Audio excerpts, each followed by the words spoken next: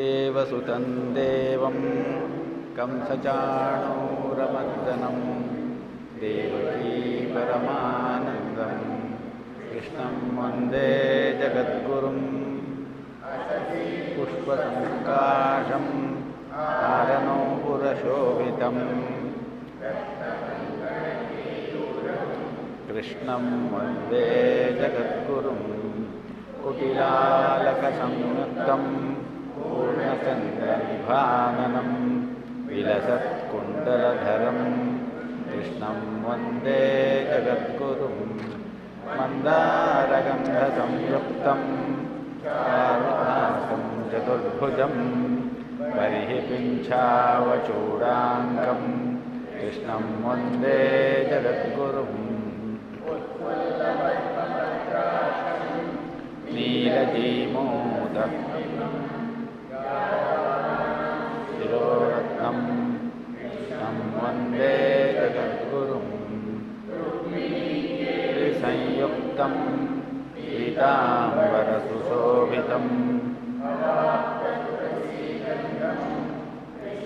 ವಂದೇ ಜಗದ್ಗುರುಂ ನಾನಾಂ ಕುಟದ್ವಂದ್ವ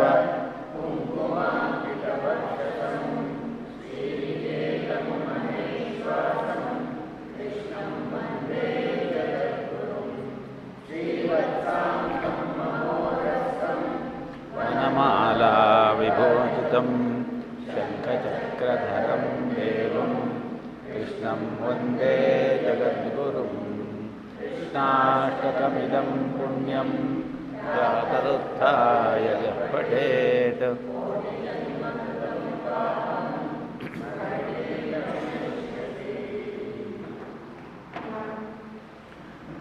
ಓಂ ತತ್ಸತ್. ನಮಸ್ಕಾರ.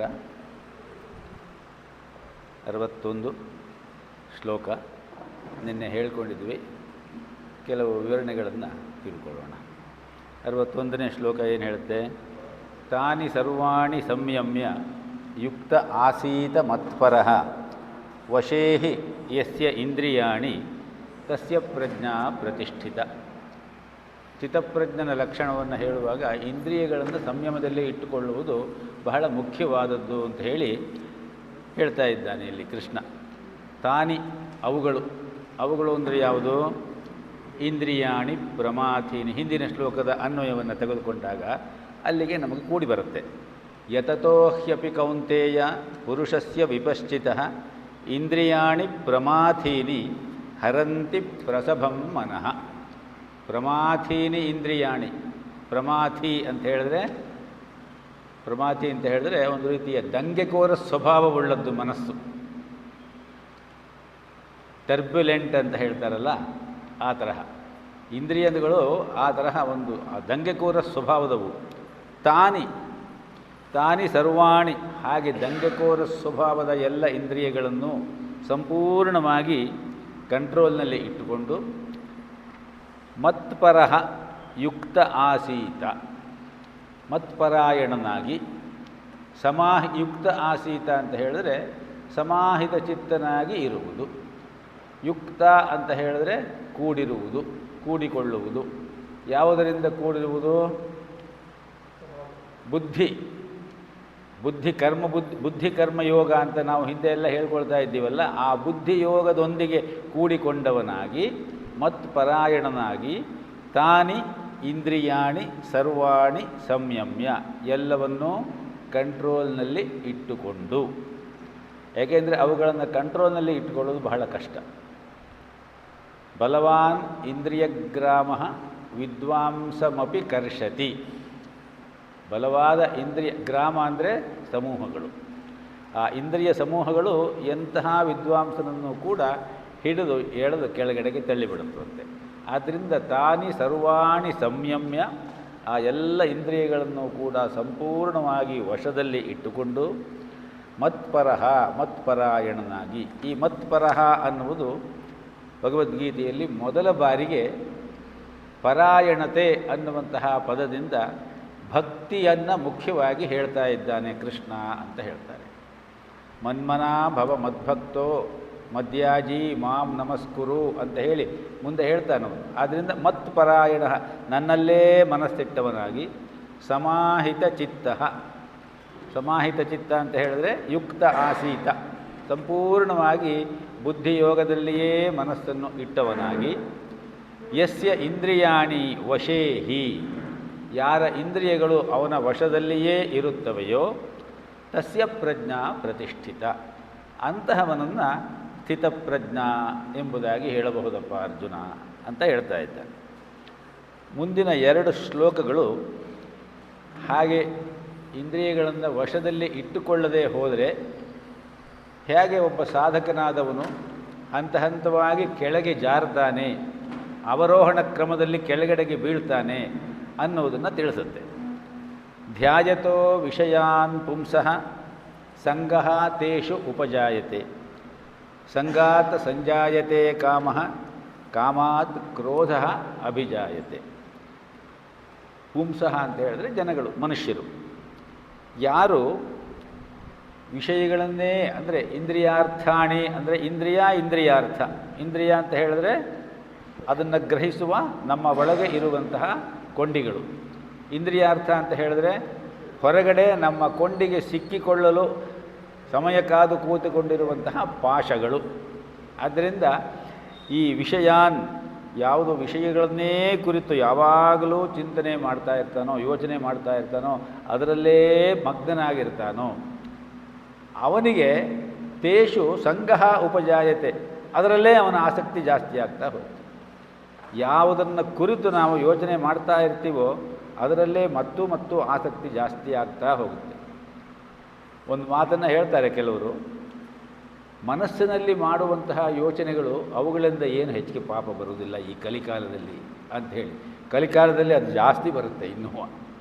ಯಾಕೆಂದರೆ ಹಾಗೆ ಮಾಡುವುದರಿಂದ ನಾವು ಯಾರನ್ನಾರು ಕುರಿತು ಏನೋ ಒಂದು ಕೆಟ್ಟ ಯೋಚನೆ ಮಾಡ್ತಾ ಇದ್ದರೆ ಅವರಿಗೆ ಅದರಿಂದ ಏನೂ ಹಾನಿ ಇಲ್ಲ, ಹಾಗೆ ನಮಗೂ ಕೂಡ ಅದರಿಂದ ಏನೂ ಹಾನಿ ಇಲ್ಲ, ಆದ್ದರಿಂದ ಅದು ಪಾಪ ಅಲ್ಲ ಅನ್ನುವಂತಹ ರೀತಿಯಲ್ಲಿ ಹೇಳ್ತಾರೆ.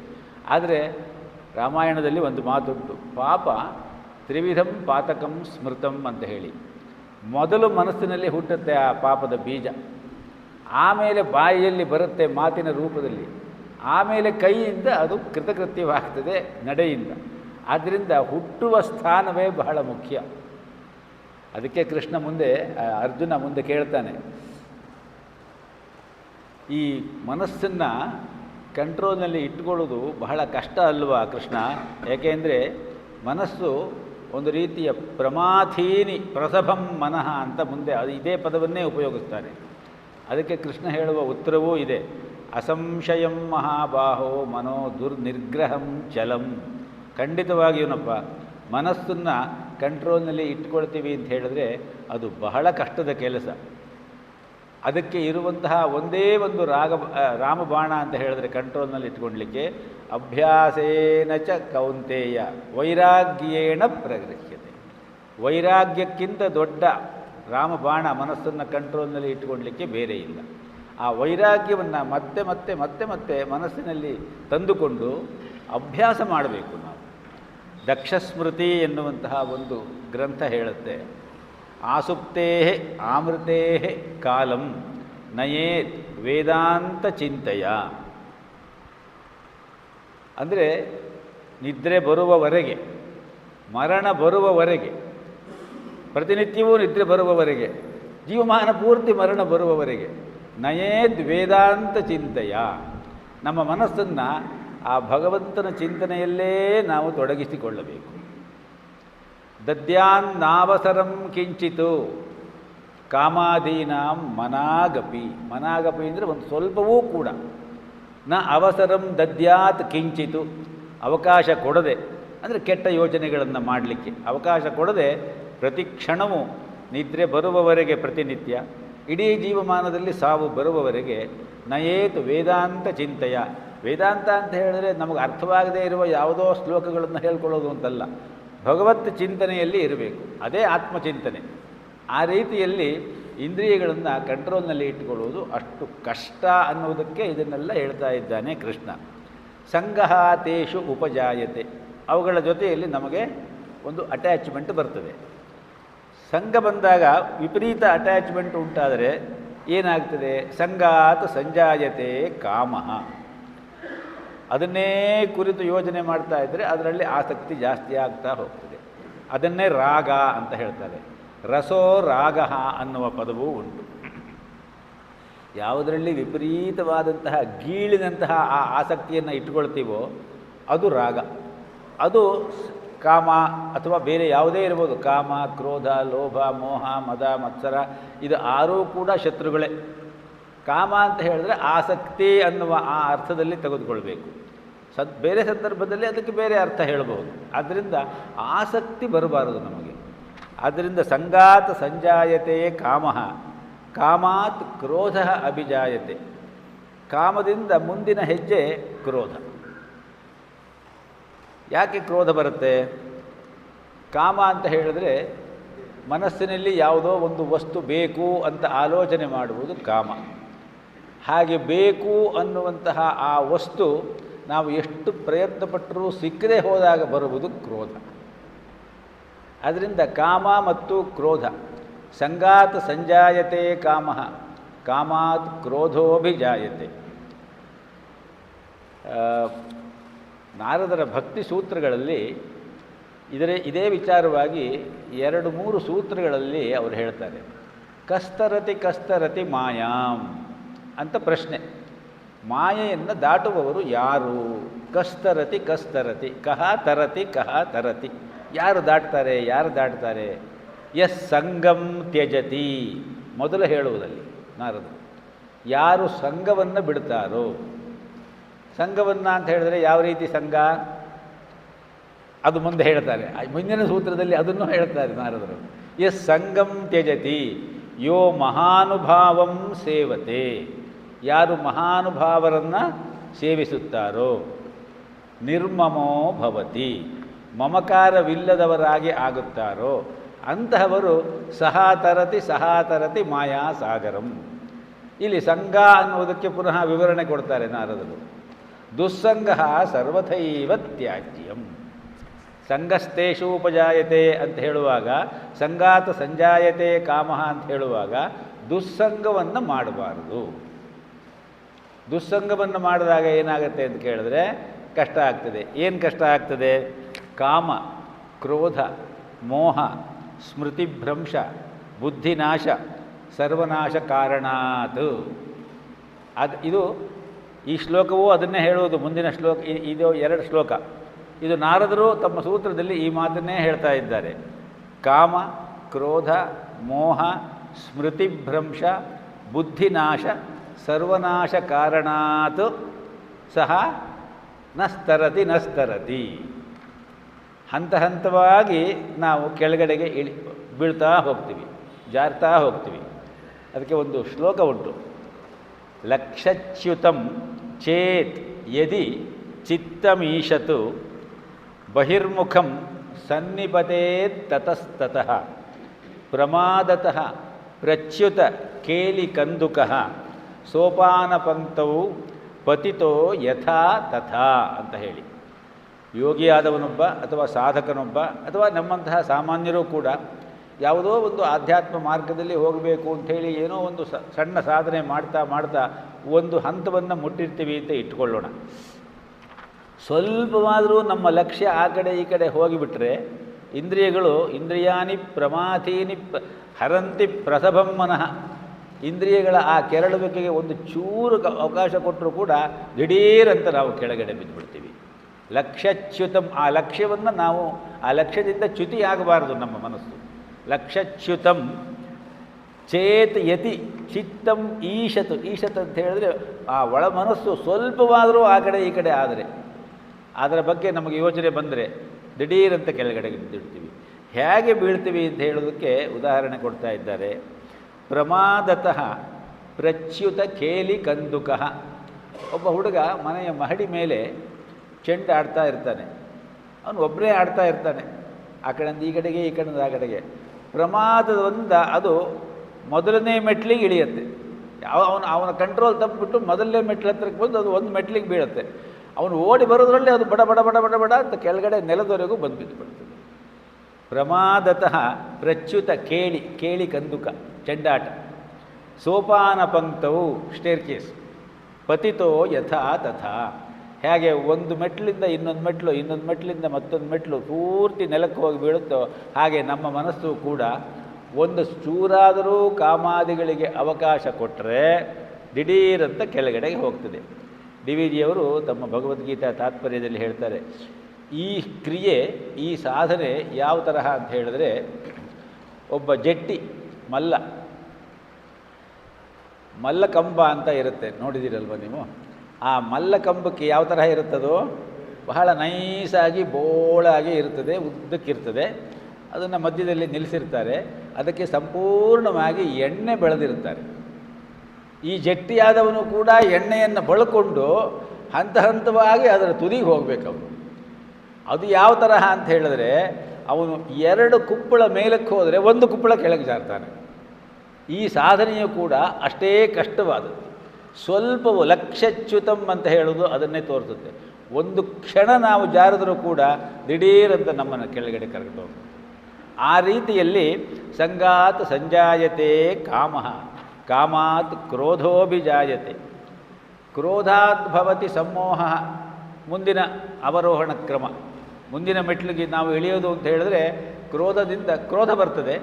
ಕ್ರೋಧದಿಂದ ಕ್ರೋಧಾತ್ ಭವತಿ ಸಮ್ಮೋಹ. ಕ್ರೋಧ ಇದೆಯಲ್ಲ, ಅದು ನಿನ್ನೆ ನಾವು ಹೇಳ್ಕೊಂಡ್ವಿ ಕ್ರೋಧ ಎಷ್ಟು ಕೆಟ್ಟದ್ದು ಅಂತ ಹೇಳಿ. ರಾಮಾಯಣದಲ್ಲಿ ಆಂಜನೇಯ ಸ್ವಾಮಿಯೇ ಹೇಳಿಕೊಳ್ಳುವಂತಹ 1-2 ಶ್ಲೋಕಗಳು ತುಂಬ ಸುಂದರವಾಗಿದೆ.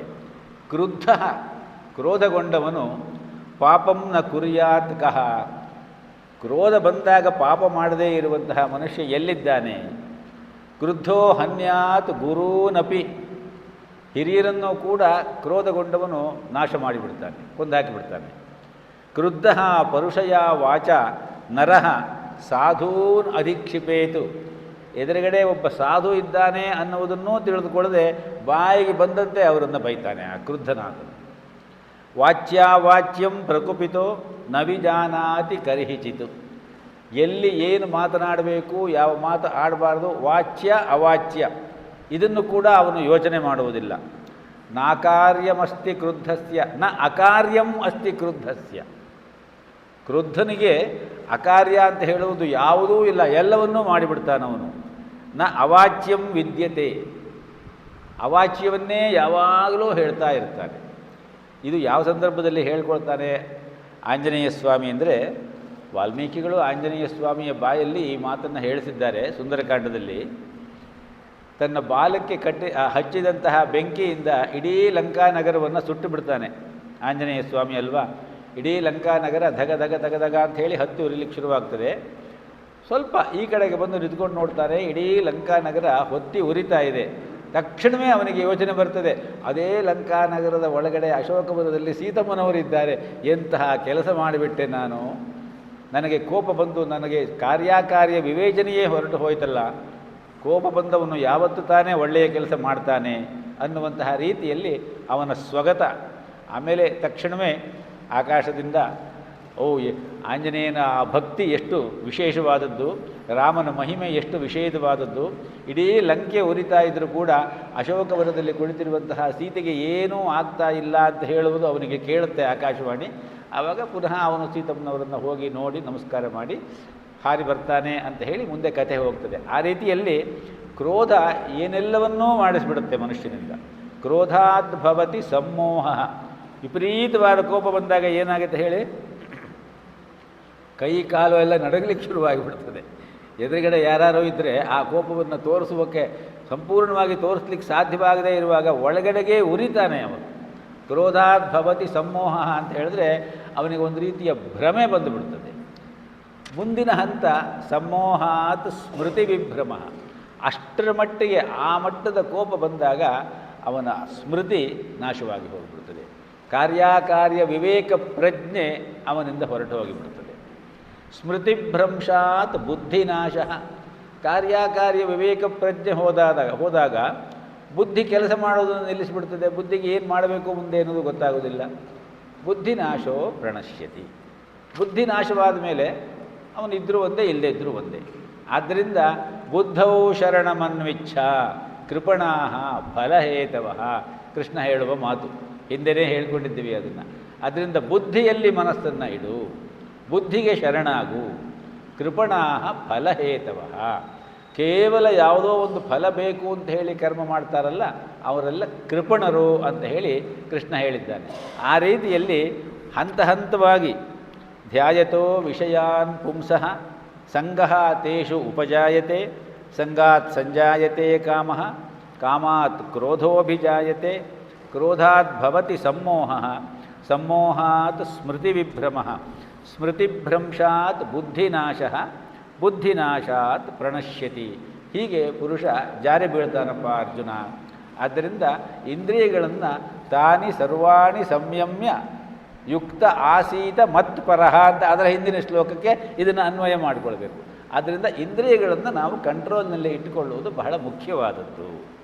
64ನೇ ಶ್ಲೋಕದಲ್ಲಿ ಒಂದು ವಿಶೇಷವಾದಂತಹ ಒಂದು ವಿಚಾರವನ್ನು ಹೇಳ್ತಾ ಇದ್ದಾನೆ ಕೃಷ್ಣ. ರಾಗದ್ವೇಷ ವಿಯುಕ್ತೈಸ್ತು ವಿಷಯಾನ್ ಇಂದ್ರಿಯೈಶ್ಚರನ್ ಆತ್ಮವಶ್ಯೈ ವಿಧೇಯಾತ್ಮ ಪ್ರಸಾದಂ ಅಧಿಗಚ್ಚತಿ.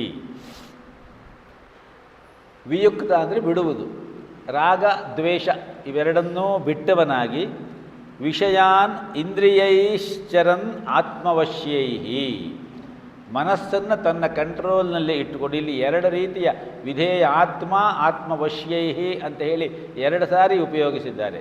ಮೊದಲನೆಯದು ಆತ್ಮವಶ್ಯೈ, ಮನಸ್ಸನ್ನು ಕಂಟ್ರೋಲ್ನಲ್ಲಿ ಇಟ್ಟುಕೊಂಡು, ಇಂದ್ರಿಯೈ ವಿಷಯಾನ್ ಚರನ್, ಇಂದ್ರಿಯಗಳಿಂದ ವಿಷಯಗಳೊಂದಿಗೆ ಚರನ್ ಚರಿಸುತ್ತಿರುವವನಾಗಿ, ಅಂದರೆ ಕಂಟ್ರೋಲ್ನಲ್ಲಿ ಇರುವವನು. ಅವನಿಗೆ ಸಂಪೂರ್ಣವಾಗಿ ತನ್ನ ಇಂದ್ರಿಯಗಳ ಮೇಲೆ ಕಂಟ್ರೋಲ್ ಇದೆ. ಹಾಗಾಗಿ ಅವನಿಗೆ ಯಾವ ವಿಷಯಗಳು ಯಾವ ವಸ್ತುಗಳು ಅವನನ್ನು ಕೆರಳಿಸಲಾರವು. ವಿಷಯಾನ್ ಇಂದ್ರಿಯೈಶ್ಚರನ್, ಸುಖವಾಗಿ ಅವನು ಆ ಇಂದ್ರಿಯಾರ್ಥಗಳೊಂದಿಗೆ ಆಟ ಆಡ್ತಾ ಇರ್ತಾನೆ. ಅಂತಹ ಮಟ್ಟಕ್ಕೆ ಯಾರು ಸೇರಿರ್ತಾರಲ್ಲ ಅಂತಹವನು ಹೇಗಿರ್ತಾನೆ ಅಂತ ಕೇಳಿದ್ರೆ ವಿಧೇಯ ಆತ್ಮ, ಅವನ ಆತ್ಮಕ್ಕೆ ಅವನ ಆತ್ಮ ವಿಧೇಯವಾಗಿರ್ತದೆ. ಅವನ ಮೂಲಾತ್ಮ ಏನಿರ್ತದಲ್ಲ, ಪರಮಾತ್ಮನ ಅಂಶವಾದ ಆ ಜ್ಯೋತಿರ್ಭಾವ, ಅದಕ್ಕೆ ಅವನ ಮನಸ್ಸು ವಿಧೇಯವಾಗಿರ್ತದೆ. ಹಾಗೆ ಇದ್ದವನಿಗೆ ಪ್ರಸಾದಂ ಅಧಿಗಚ್ಚತಿ, ಅವನಿಗೆ ಪ್ರಸಾದ ಸಿಕ್ಕುತ್ತದೆ. ಪ್ರಸಾದ ಯಾವುದು? ಇಲ್ಲಿ ಬಾಳೆಹಣ್ಣಿದೆ, ಕೊನೆಯಲ್ಲಿ ಪ್ರಸಾದ ತಗೊಳ್ತೇವೆ ನಾವು, ಅದಲ್ಲ. ಪ್ರಸಾದ ಅನ್ನುವ ಪದ ಒಂದು ಅತ್ಯಂತ ಉತ್ತಮವಾದ ತಾಂತ್ರಿಕ ಶಬ್ದ. ಯಾವ ತರಹ ಅಂತ ಹೇಳಿದ್ರೆ, ಪ್ರಸಾದ ಅಂತ ಹೇಳಿದ್ರೆ ಸಂತೋಷ, ಸಮನ್ವಯತೆಯ ಭಾವ, ಸ್ವಾತಂತ್ರ್ಯ ಇವೆಲ್ಲವೂ ಇರುವಂತಹ ಒಂದು ನೆಮ್ಮದಿಯ ಭಾವ, ಅದನ್ನು ಪ್ರಸಾದ ಅಂತ ಹೇಳ್ತಾರೆ. ಹೀಗೆ ಆ ಪ್ರಸಾದ ಪುನಃ 17ನೇ ಅಧ್ಯಾಯದಲ್ಲಿ ಕೃಷ್ಣ ಹೇಳೋದುಂಟು, ಮನಃಪ್ರಸಾದ ಸೌಮ್ಯತ್ವಂ ಮೌನಂ ಆತ್ಮವಿನಿಗ್ರಹ. ಮನಃಪ್ರಸಾದ, ಮನಸ್ಸಿನ ಆ ಪ್ರಸಾದ ಭಾವ, ಸಂಪೂರ್ಣವಾದಂತಹ ನೆಮ್ಮದಿಯ ಭಾವ, ಆ ಶಾಂತಿಯ ಭಾವ, ಆ ಭಾವಕ್ಕೆ ಹೋಗ್ತಾನೆ ಇಂಥವನು. ಯಾರೋ ತನ್ನ ರಾಗದ್ವೇಷಗಳನ್ನೆಲ್ಲ ಬಿಟ್ಟವನಾಗಿ, ತನ್ನ ಮನಸ್ಸನ್ನು ತನ್ನ ಕಂಟ್ರೋಲ್ನಲ್ಲೇ ಇಟ್ಟುಕೊಂಡವನಾಗಿ, ಇಂದ್ರಿಯಗಳಿಂದ ಇಂದ್ರಿಯಾರ್ಥಗಳನ್ನು ಒಳ್ಳೆಯ ರೀತಿಯಲ್ಲಿಯೇ ಅನುಭವಿಸುತ್ತಿರುವವನಾಗಿ, ಮನಸ್ಸನ್ನು ಸಂಪೂರ್ಣವಾಗಿ ಆತ್ಮಕ್ಕೆ ವಿಧೇಯತೆಯನ್ನು ತೋರಿಸುವ ರೀತಿಯಲ್ಲಿ ಇಟ್ಟುಕೊಂಡವನಾದವನು ಪ್ರಸಾದ ಮಧಿಗಚ್ಚತಿ, ಆ ಪ್ರಸಾದ ಭಾವವನ್ನು ಹೊಂದುತ್ತಾನೆ. ಪ್ರಸಾದ ಅಂತ ಹೇಳೋದು ಬಹಳ ವಿಶೇಷವಾದ ಪದ. ಭಕ್ತಿಯಲ್ಲಿ ಭಕ್ತಿಯ ಲಕ್ಷಣಗಳನ್ನು ಹೇಳ್ತಾ ಶಾಂಡಿಲ್ಯರು ಅಂತ ಕಾಣುತ್ತೆ. ಶಾಂಡಿಲ್ಯ ಭಕ್ತಿ ಸೂತ್ರ, ನಾರದ ಭಕ್ತಿ ಸೂತ್ರ ಅಂತ 2-3 ಸೂತ್ರದ ಗ್ರಂಥಗಳಿದೆ. ಒಂದು ಮಾತನ್ನು ಹೇಳ್ತಾರಲ್ಲಿ, ಭಕ್ತಿ ನಿಜವಾಗಿ ಯಾವುದು ಅಂತ ಕೇಳಿದ್ರೆ ಚಿತ್ತದ್ರವ ತಥಾ ಸ್ಥೈರ್ಯಂ ಪ್ರಸಾದೋ ಭಕ್ತಿ ಲಕ್ಷಣಂ ಅಂತ ಹೇಳ್ತಾರೆ. ಈ 3 ಭಕ್ತಿಯ ಲಕ್ಷಣಗಳು, ಅಂದರೆ ಸ್ಥಿತಪ್ರಜ್ಞನ ಲಕ್ಷಣಗಳೂ ಕೂಡ ಅದು. ಚಿತ್ತದ್ರವ ಅಂತ ಹೇಳಿದ್ರೆ ಮನಸ್ಸು, ನಮ್ಮ ಚಿತ್ತವೆಲ್ಲ ದ್ರವಿಸಬೇಕು. ನಮ್ಮ ಮನಸ್ಸು ಗಂಟಾಗಿದೆ. ಯಾವ್ಯಾವುದೋ ಸಾಂಸಾರಿಕವಾದಂತಹ ವ್ಯಾವಹಾರಿಕವಾದಂತಹ ಬೇಡದೇ ಇರುವಂತಹ ಉಪದ್ವ್ಯಾಪಗಳಿಂದ ಕುಶಪಿಷ್ಟೆಗಳು ಅಂತ ಒಂದು ಮಾತುಂಟು ಕನ್ನಡದಲ್ಲಿ. ಆ ಕುಶಪಿಷ್ಟೆಗಳಿಂದ ಕೂಡಿದ್ದಾಗಿ ಗಂಟಾಗಿದೆ. ನಾವು ಒಂದು ಸ್ತೋತ್ರವನ್ನು, ಒಂದು ಹಾಡನ್ನು, ಒಂದು ಕೀರ್ತನೆಯನ್ನು, ಅಥವಾ ಭಕ್ತಿಯ ನಾಲ್ಕಾರು ಒಳ್ಳೆಯ ಮಾತುಗಳನ್ನು, ಅಥವಾ ಭಕ್ತಿಯಿಂದ ನಡೆಯುತ್ತಾ ಇರುವಂತಹ ಒಂದು ಭಗವಂತನ ಆರಾಧನೆಯನ್ನು ನೋಡಿದಾಗಲೋ ಕೇಳಿದಾಗಲೋ ನಮ್ಮ ಮನಸ್ಸಿನ ಆ ಗಂಟುಗಳೆಲ್ಲ ಸಡಿಲವಾಗಿ ಸಂಪೂರ್ಣವಾಗಿ ಅದು ಕರಗಿ ನೀರಾಗಿ ಹರಿದು ಹೋಗಬೇಕು. ನಿಜವಾದ ಪೂಜೆಯ ಲಕ್ಷಣ ಅದು. ಪೂಜೆಯಲ್ಲಿ ನಾವು ಭಾಗವಹಿಸಿದರೆ ನಮ್ಮ ಒಳಗಿರುವಂತಹ ಗಂಟಿನ ಭಾವವೆಲ್ಲ ಕದಲಿ ಹೋಗಿಬಿಡಬೇಕು. ಸಂಪೂರ್ಣ ಗಂಟು ಬಿಚ್ಚಿಕೊಂಡು ತಿಳಿಯಾಗಿ ಬಿಡಬೇಕು. ಪ್ರಾಣಾನಾಂ ಗ್ರಂಥಿರಸಿ ರುದ್ರೋ ಮಾ ವಿಷಾಂತಕಃ ತೇನಾನ್ನೇನಾಪ್ಯಾಯಸ್ವ ಸದಾಶಿವೋಂ. ಎಲ್ಲಿ ಹೇಳ್ಕೊಳ್ತೀರಿ ಇದನ್ನು? ರುದ್ರಮಂತ್ರದ ಕೊನೆಯಲ್ಲಿ ಹೇಳ್ಕೊಳ್ತೀವಿ ನಾವು. ರುದ್ರಮಂತ್ರ ಅಂತ ಹೇಳ್ಕೊಳ್ತೀವಲ್ಲ, ಅದರ ಕೊನೆಯಲ್ಲಿ ಹೇಳುವ ಮಂತ್ರ ಪ್ರಾಣಾನಾಂ ಗ್ರಂಥಿರಸಿ. ನನ್ನ ಪ್ರಾಣ ಅಂದರೆ ಇಲ್ಲಿ ಅಂತಃಕರಣ. ಅಂತಃಕರಣವೆಲ್ಲ ಗಂಟು ಗಂಟಾಗಿದೆ. ಗ್ರಂಥಿರಸಿ ರುದ್ರೋ ಮಾ ವಿಷಾಂತಕಃ. ಹೇ ಭಗವಂತ, ಮಹಾದೇವ, ರುದ್ರ, ಪರಬ್ರಹ್ಮ, ನನ್ನ ಒಳಗಡೆಗೆ ನೀನು ಹೋಗು. ಒಳಗಡೆಗೆ ಹೋಗಬೇಕಾಗಿಲ್ಲ, ಒಳಗಡೆ ಇದ್ದಾನೆ ಅವನು. ಆ ಇರುವ ಭಾವ ನಮಗೆ ಬರಬೇಕು. ಅದನ್ನು ಅಲ್ಲಿ ಪ್ರಾರ್ಥನೆ ಮಾಡ್ಕೊಳ್ತಾ ಇರೋದು. ಹಾಗೆ ಬಂದಾಗ ತೇನ ಅನ್ನೇನ ಆಪ್ಯಾಯಸ್ವ, ನಾನಿಲ್ಲಿ ಇದ್ದೀನಿ ಅನ್ನುವ ಭಾವವನ್ನು ನನಗೆ ಬರುವಂತಹ ರೀತಿಯಲ್ಲಿ ನೀನು ಆ ಅನುಗ್ರಹದ ಅನ್ನದಿಂದ ನನ್ನನ್ನು ಸಂತೋಷಪಡಿಸು. ತೇನ ಅನ್ನೇನ ಆಪ್ಯಾಯಸ್ವ ಅಂತ ಹೇಳಿದ್ರೆ ಆ ಅನ್ನದಿಂದ ನನ್ನನ್ನು ಸಂತೋಷಪಡಿಸು. ಯಾವ ಅನ್ನ? ಅವನ ಅನುಗ್ರಹವೆಂಬ ಅನ್ನ. ಸದಾಶಿವಂ. ಹಾಗಾದಾಗ ಸದಾಶಿವ ಭಾವ, ಅದೇ ಪ್ರಸಾದ. ಆದ್ದರಿಂದ ಚಿತ್ತದ್ರವ ಮೊದಲು ಕೇಳಿದಾಗ ನಾವು ಯಾವುದೇ ಒಂದು ಪ್ರವಚನವಾಗಲಿ, ಒಂದು ಮಾತಾಗಲಿ, ಒಂದು ಪೂಜೆಯಾಗಲಿ, ಅಥವಾ ಒಂದು ಸಂಗೀತವಾಗಲಿ, ಒಂದು ಹಾಡಾಗಲಿ, ಒಂದು ಕವಿತೆಯಾಗಲಿ, ಅಟ್ಲೀಸ್ಟ್ ಒಂದು ಭಾವಗೀತೆಯಾಗಲಿ, ತ್ಯಾಗರಾಜರ ಕೃತಿಯಾಗಲಿ, ಇದನ್ನೆಲ್ಲ ಕೇಳಿದಾಗ ಚಿತ್ತವೆಲ್ಲ ದ್ರವಿಸಬೇಕು ನಮಗೆ. ಆ ದ್ರವಿಸಿ ನೀರಾಗಿ ಹರಿದು ಹೋಗಬೇಕು. ಇನ್ನೂ ಒಂದು ಭಕ್ತಿಯ ಸೂತ್ರದ ಇನ್ನೊಂದು ಭಕ್ತಿ ರಸಾಯನ ಎನ್ನುವಂತಹ ಒಂದು ಗ್ರಂಥ ಹೇಳುತ್ತೆ, ಶ್ರುತಸ್ಯ ಭಗವದ್ಧರ್ಮಾತ್ ಧಾರಾವಾಹಿಕತಾಂಗತ. ಭಗವಂತನ ವಿಚಾರವನ್ನು ನಾವು ಕೇಳಿದಾಗ ಧಾರಾವಾಹಿಯಾಗಿ ನಮ್ಮ ಮನಸ್ಸಿನ ಭಾವನೆಗಳೆಲ್ಲ ನೀರಾಗಿ ಹರಿದು ಹೋಗಿ ಭಗವಂತನ ಪಾದಗಳ ಮೂಲಗಳನ್ನು ಸೇರಿ ಭಗವಂತನ ಪಾದಗಳನ್ನು ತೊಳಿಬೇಕು. ಅದು ಭಕ್ತಿರಿತ್ಯಭಿಧೀಯತೆ. ಅದು ನಿಜವಾದ ಭಕ್ತಿ. ಅದಿಲ್ಲದ ಹೋದರೆ ಕೇವಲ ಮಂಗಳಾರತಿ ಪ್ರಸಾದದಲ್ಲೇ ನಿಂತು ಹೋಗ್ತದೆ ನಮ್ಮ ಪೂಜಾದಿಗಳೆಲ್ಲ. ಅದರಿಂದ ಪೂಜೆ ಮಾಡುವಾಗ ಈ ವಿಚಾರಗಳು ಬಹಳ ಮುಖ್ಯವಾದದ್ದು. ಒಂದು ಸತ್ಸಂಗ ಮಾಡುವಾಗ ಈ ವಿಚಾರಗಳು ಬಹಳ ಮುಖ್ಯವಾದದ್ದು. ಅದರಿಂದನೇ ಇಲ್ಲಿ ಅವರೋಹಣ ಕ್ರಮವನ್ನು ಹೇಳಿದ ಕೃಷ್ಣ, ಆರೋಹಣ ಕ್ರಮವನ್ನು ಶಂಕರರು ಹೇಳಿದ್ದಾರೆ. ಸತ್ಸಂಗತ್ವೇ ನಿಸ್ಸಂಗತ್ವಂ, ನಿಸ್ಸಂಗತ್ವೇ ನಿರ್ಮೋಹತ್ವಂ, ನಿರ್ಮೋಹತ್ವೇ ನಿಶ್ಚಲಿತತ್ವಂ, ನಿಶ್ಚಲಿತತ್ವೇ ಜೀವನ್ಮುಕ್ತಿ. ಆ ನಿಶ್ಚಲಿತ ಭಾವ ಅದು ಬರಬೇಕು. ನಿಶ್ಚಲಿತ ಭಾವ ಬರಬೇಕಾದ್ರೆ ಚಿತ್ತದಲ್ಲಿ ಇರುವಂತಹ ಕಲ್ಮಶಗಳೆಲ್ಲ ಕರಗಿ ನೀರಾಗಿ ಹರಿದು ಹೋಗಬೇಕು. ಅದನ್ನೇ ಅಲ್ಲಿ ಹೇಳುವುದು ಚಿತ್ತದ್ರವ ತಥಾ ಸ್ಥೈರ್ಯಂ.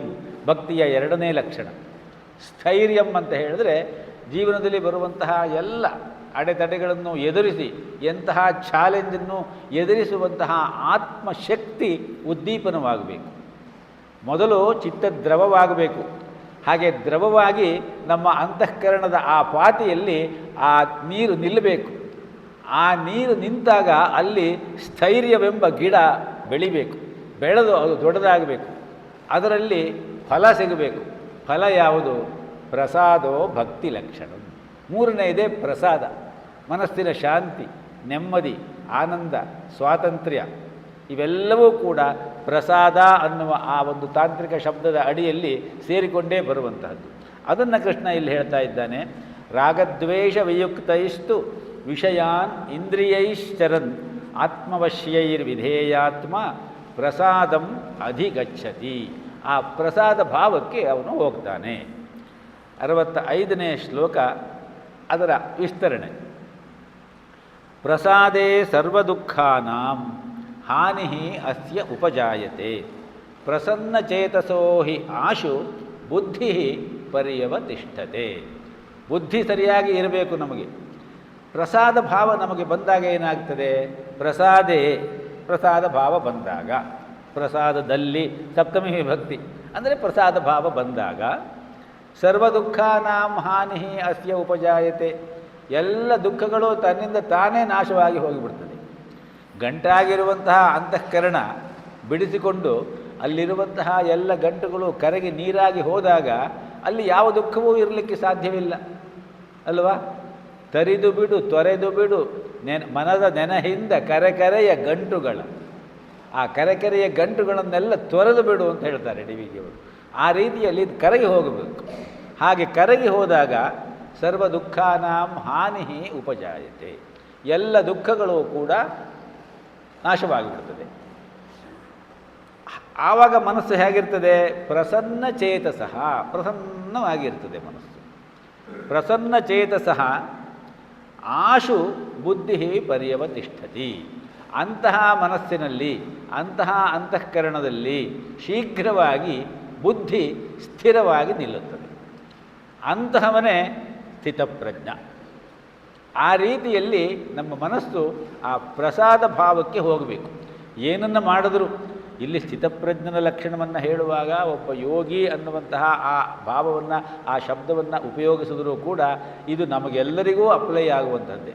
ನಾವು ಏನನ್ನು ಮಾಡಿದರೂ ಕೂಡ ಆಧ್ಯಾತ್ಮಿಕ ಮಾರ್ಗದಲ್ಲಿ, ಸಾಧನೆಯ ಮಾರ್ಗದಲ್ಲಿ ಇದರಲ್ಲಿ ಒಂದು 5% ಆದರೂ ಆ ಭಾವ ನಮಗೆ ಬರುವಂತಹ ರೀತಿಯಲ್ಲಿ ನಾವು ಮಾಡಿದ್ರೆ ಈ ಸ್ಥಿತಪ್ರಜ್ಞ ಭಾವ ನಮಗೆ ತಕ್ಕ ಮಟ್ಟಿಗೆ ಬಂದಿದೆ ಅನ್ನುವಂತಹ ಭಾವನೆಯಲ್ಲಿ ಮಾತನಾಡ್ತಾರೆ ದೊಡ್ಡವರು. ಆ ರೀತಿಯಲ್ಲಿ ಪ್ರಸನ್ನ ಚೇತಸೋಹಿ ಆಶು ಬುದ್ಧಿ ಪರ್ಯವತಿಷ್ಠತೆ. ಬುದ್ಧಿ ಅವನಿಗೆ ಸರಿಯಾದ ರೀತಿಯಲ್ಲಿ ಅವನ ಅಂತಃಕರಣದಲ್ಲಿ ನೆಲೆ ನಿಲ್ತದೆ. ಆವಾಗ ಏನಾಗ್ತದೆ? ಯೋ ಬುದ್ಧೇ ಪರತಸ್ತು ಸಹ, ಬುದ್ಧಿಯಿಂದ ಆಚೆಗೆ ಇರುವವನು ಅವನು. ಆ ಬುದ್ಧಿಯ ಹಂತಕ್ಕೆ ಹೋದರೆ ನಮಗೆ ಅವನನ್ನು ನೋಡಲಿಕ್ಕೆ ಸುಲಭ ಆಗ್ತದೆ. ಅಲ್ಲಿವರೆಗೆ ಹೋಗೋದೇ ಕಷ್ಟ. ನಾವು ಪಂಚಕೋಶ ವ್ಯಾಖ್ಯಾನ ಅಂತ ಇದೆ ತೈತ್ರಿಯ ಉಪನಿಷತ್ತಿನಲ್ಲಿ. ಅನ್ನಮಯ ಕೋಶ, ಪ್ರಾಣಮಯ ಕೋಶ, ಮನೋಮಯ ಕೋಶ, ವಿಜ್ಞಾನಮಯ ಕೋಶ, ಆನಂದಮಯ ಕೋಶ. ಹಂತ ಹಂತವಾಗಿ ಒಂದೊಂದು ಕೋಶದಿಂದ ಇನ್ನೊಂದು ಕೋಶಕ್ಕೆ ನಾವು ದಾಟುತ್ತಾ ಹೋಗಬೇಕು. ಕೊನೆಯಲ್ಲಿ ಆನಂದಮಯ ಕೋಶಕ್ಕೆ ಹೋಗುವುದೇ ನಮ್ಮ ಗುರಿಯಾಗಿ ಇರಬೇಕು. ಆದ್ದರಿಂದ ಸಾಮಾನ್ಯವಾಗಿ ಹೆಚ್ಚಿನ ಜನರೆಲ್ಲ ಅನ್ನಮಯ ಕೋಶ, ಪ್ರಾಣಮಯ ಕೋಶದಲ್ಲೇ ಉಳಿದು ಹೋಗಿಬಿಡ್ತಾರೆ ಅಂತ ಹೇಳ್ತಾರೆ. ಅಲ್ಲಿಂದ ಮತ್ತೆ ವಿಜ್ಞಾನಮಯ ಕೋಶಕ್ಕೆ ಹೋಗುವವರು ಇನ್ನೂ ಕೆಲವರು, ಯಾರೋ ಒಬ್ಬನೋ ಇಬ್ಬರೋ ಕೊನೆಯ ಆನಂದಮಯ ಕೋಶಕ್ಕೆ ಹೋಗ್ಬೋದು. ಮನುಷ್ಯಾಣಾಂ ಸಹಸ್ರೇಷು ಕಶ್ಚಿತ್ ಯತತಿ ಸಿದ್ಧಯೇ ಯತತಾಮಪಿ ಸಿದ್ಧಾನಾಂ ಕಶ್ಚಿತ್ ಮಾಂ ವೇತ್ತಿ ತತ್ವತಃ. ಕೃಷ್ಣನೇ ಮುಂದೆ ಹೇಳುವಂತಹ ಮಾತು. ಸಹಸ್ರಾರು ಮಂದಿ, ನಾವೆಲ್ಲ ಇಲ್ಲಿ ಸಹಸ್ರಾರು ಮಂದಿ ಇದೇ ರೀತಿ ಎಲ್ಲೆಲ್ಲಿ ಕೂತ್ಕೊಂಡು ಮಾಡ್ತಾ ಇದ್ದಾರೋ ಸತ್ಸಂಗಗಳು. ಮನುಷ್ಯಾಣಾಂ ಸಹಸ್ರೇಷು ಕಶ್ಚಿತ್ ಯತತಿ ಸಿದ್ಧಯೇ. ಆ ಯತತಿ ಅಂದರೆ ಪ್ರಯತ್ನ, ಸಿದ್ಧಿಗಾಗಿ ಪ್ರಯತ್ನ ಪಡ್ತಾ ಈ ರೀತಿಯಲ್ಲಿ ಮಾಡ್ತಾ ಇದ್ದಾರೆ ಸತ್ಸಂಗಗಳು. ಮತ್ತೊಂದು ಮಗದೊಂದು ಯತತಾಮಪಿ ಸಿದ್ಧಾನಾಂ.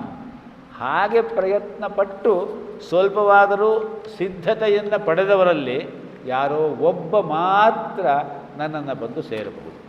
ಆ ರೀತಿಯಲ್ಲಿ ಆ ಬುದ್ಧಿ ಇದೆಯಲ್ಲ, ಆ ಬುದ್ಧಿಯ ಮಟ್ಟಕ್ಕೆ ನಾವು ಹೋದರೆ ಯೋ ಬುದ್ಧೇ ಪರತಸ್ತು ಸಹ, ಅವನನ್ನು ಅನುಭವಕ್ಕೆ ತಂದುಕೊಳ್ಳುವುದು ನಮಗೆ ಸುಖವಾಗ್ತದೆ ಅನ್ನುವಂತಹ ಮಾತು ಈ ಶ್ಲೋಕದಿಂದ ನಮಗೆ ಗೊತ್ತಾಗುತ್ತೆ. ಇನ್ನು 5-7 ಶ್ಲೋಕಗಳಿದೆ, ಕೊನೆಯ 7 ಶ್ಲೋಕಗಳು, ಅದನ್ನು ಹೇಳಿಕೊಳ್ಳೋಣ. ನಾಸ್ತಿ ಬುದ್ಧಿರಯುಕ್ತಸ್ಯ ನ ಚಾಯುಕ್ತಸ್ಯ ಭಾವನಾ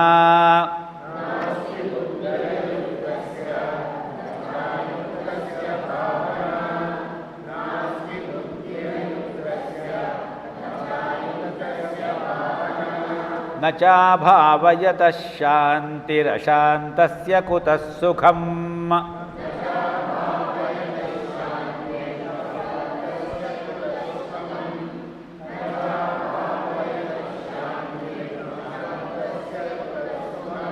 ನಾಸ್ತಿ ಬುದ್ಧಿರಯುಕ್ತಸ್ಯ ನ ಚಾಯುಕ್ತಸ್ಯ ಭಾವನಾ ನ ಚಾಭಾವಯತಃ ಶಾಂತಿರಶಾಂತಸ್ಯ ಕುತಃ ಸುಖಂ. ನ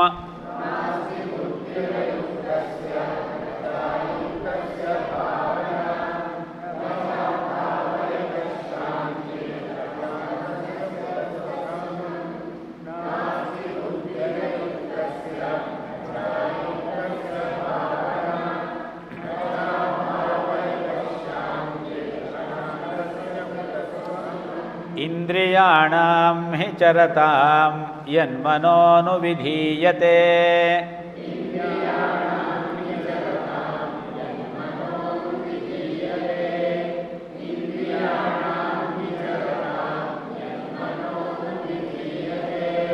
ತದಸ್ಯ ಹರತಿ ಪ್ರಜ್ಞಾಂ ವಾಯುರ್ನಾವಮಿಮಾಂಭಸಿ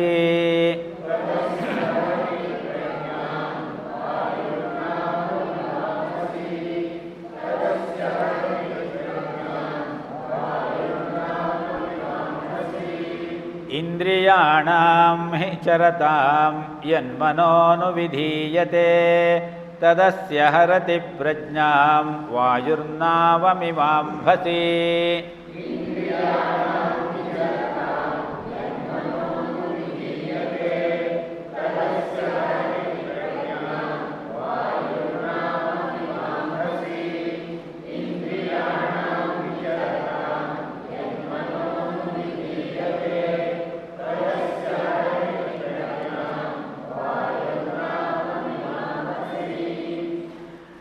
ತಸ್ಮಾದ್ಯಸ್ಯ ಮಹಾಬಾಹೋ ನಿಗೃಹೀತಾನಿ ಸರ್ವಶಃ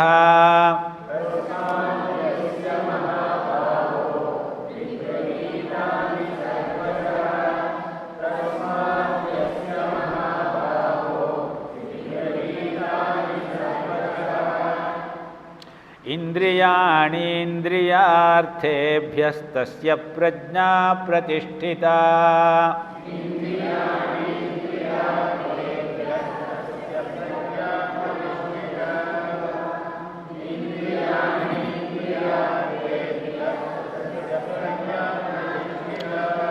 ತಸ್ಮಾದ್ಯಸ್ಯ ಮಹಾಬಾಹೋ ನಿಗೃಹೀತಾನಿ ಸರ್ವಶಃ ಇಂದ್ರಿಯಾಣೀಂದ್ರಿಯಾರ್ಥೇಭ್ಯಸ್ತಸ್ಯ ಪ್ರಜ್ಞಾ ಪ್ರತಿಷ್ಠಿತಾ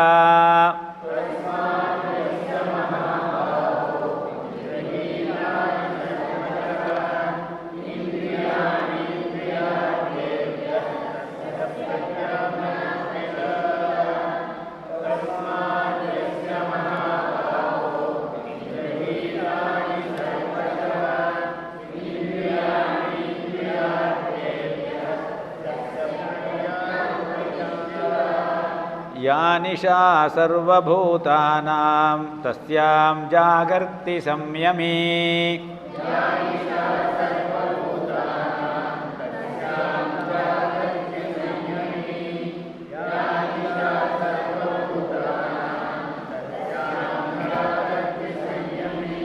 यस्यां जाग्रति भूतानि सा निशा पश्यतो मुनेः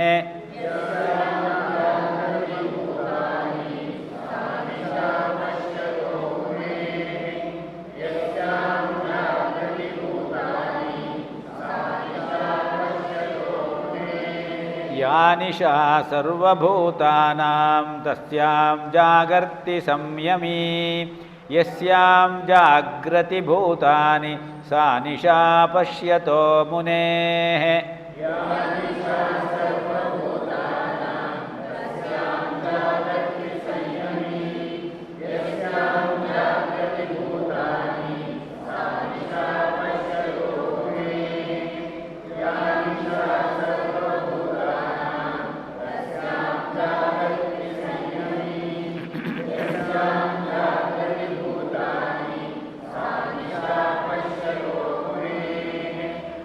आपूर्यमाणमचलप्रतिष्ठं समुद्रमापः प्रविशन्ति यद्वत्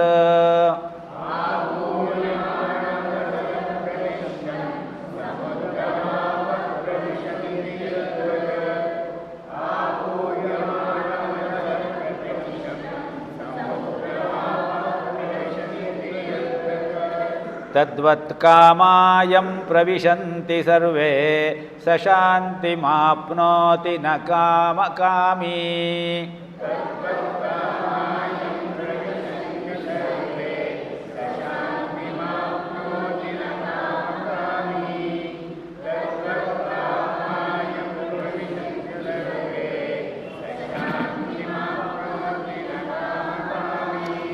आपूर्यमाणमचलप्रतिष्ठं समुद्रमापः प्रविशन्ति यद्वत् ತದ್ವತ್ ಕಾಮಾಯಂ ಪ್ರವಿಶಂತಿ ಸರ್ವೇ ಸ ಶಾಂತಿಮಾಪ್ನೋತಿ ನ ಕಾಮಕಾಮೀ.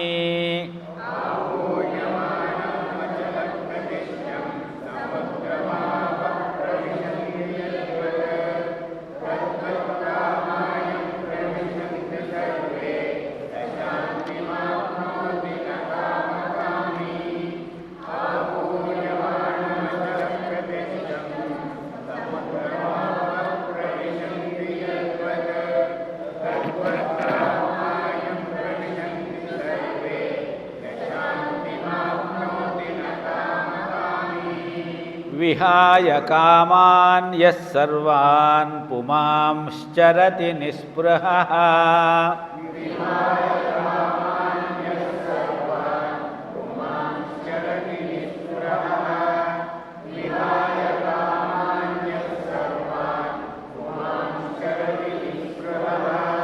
ನಿರ್ಮಮೋ ನಿರಹಂಕಾರಃ ಸ ಶಾಂತಿಮಧಿಗಚ್ಚತಿ.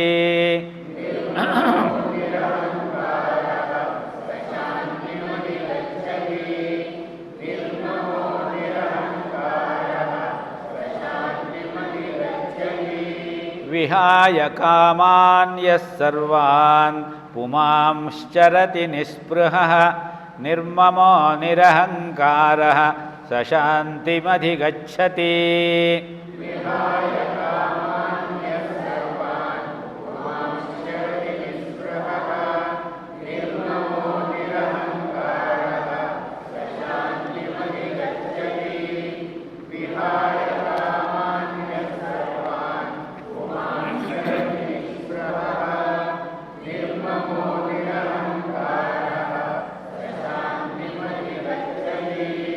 ಏಷಾ ಬ್ರಾಹ್ಮೀ ಸ್ಥಿತಿಃ ಪಾರ್ಥ ನೈನಾಂ ಪ್ರಾಪ್ಯ ವಿಮುಹ್ಯತಿ.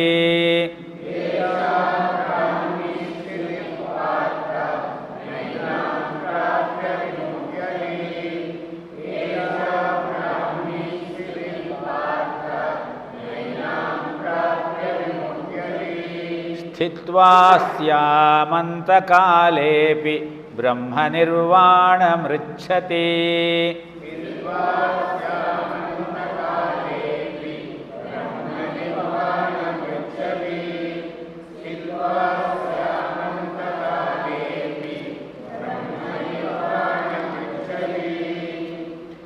ನಾಸ್ತಿ 66ರಿಂದ ಹೇಳೋಣ ಒಂದ್ಸರಿ. ನಾಸ್ತಿ ಬುದ್ಧಿರಯುಕ್ತಸ್ಯ ನ ಚಾಯುಕ್ತಸ್ಯ ಭಾವನಾ.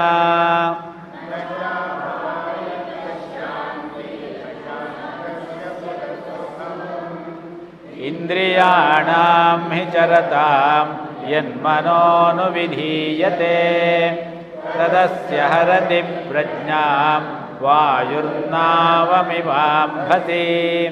ತಸ್ಮಾದ್ಯಸ್ಯ ಮಹಾಬಾಹೋ ನಿಗೃಹೀತಾನಿ ಸರ್ವಶಃ ಇಂದ್ರಿಯಾಣೀಂದ್ರಿಯಾರ್ಥೇಭ್ಯಸ್ತಸ್ಯ ಪ್ರಜ್ಞಾ ಪ್ರತಿಷ್ಠಿತಾ.